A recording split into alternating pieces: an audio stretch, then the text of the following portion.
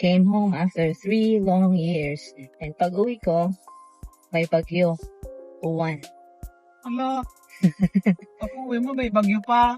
So, balik sa dating kuwi, what we're used to be doing here, kapag may bagyo, is prepare, panic buying mga tao, and then, evacuate.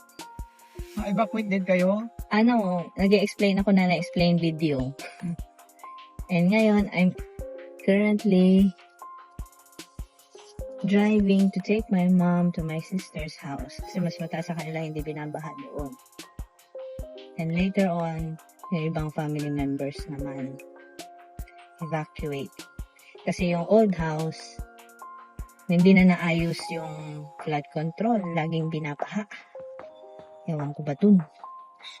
Diba, Nay? Kurakot. Kurakot. Ito yung nanay ko. Nay, say hello. Hello?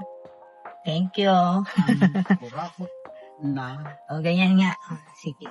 Drive lang tayo. PPWH. Ay, ano daw lang yan, ang tawag na dyan ngayon ay Nay, public works. public works. Yeah. Instead of public works.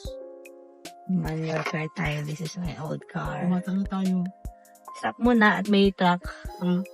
Suzuki Swift. Nasaan tayo nagdara, bebe?